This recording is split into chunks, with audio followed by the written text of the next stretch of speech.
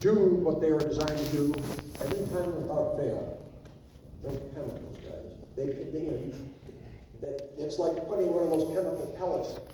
We talked about going from neuron. Well, the chemicals that you put into your body have a chemical reaction. They're designed to replace that. That's what drugs. We know from scientific research that these chemicals interfere with the way we send, receive, and process signals in our brain, and they cause harm each time. This is an important point. Now listen up, guys, because teens who engage in substance do not only see or feel the signs of being harmed following their early episodes of substance abuse, is because your young bodies are initially able to restore your brain and your bodily rhythm and balance.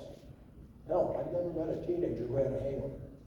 You know what I'm saying? I hope you guys aren't involved in that, but there is a simple example. However, I can assure you that if you like the feeling of substance abuse gives you, then you'll repeat it. That's human behavior, right? Well, drugs actually make you feel and think that way. And after a few years of regular substance abuse, older teens may finally begin to feel or see some early signs of harm or damage being caused.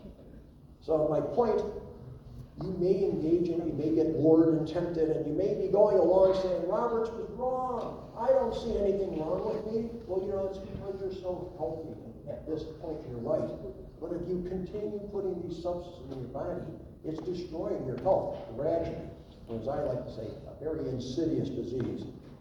Another example of damage or harm that is imperceptible to you guys, you just don't see it, but it's going on, is the harm being caused because a teen's brain is not yet fully mature.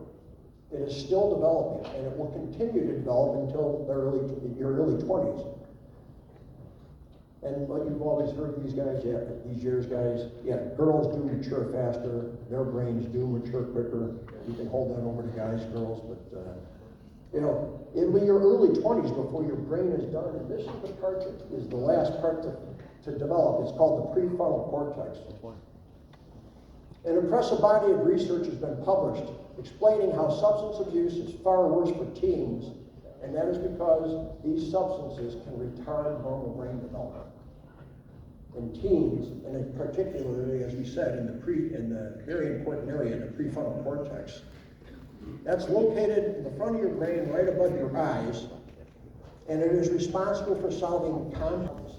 It is called the brain organ responsible for executive functions. So I'm not a computer guy per se, but what's that? The motherboard, central processing, whatever.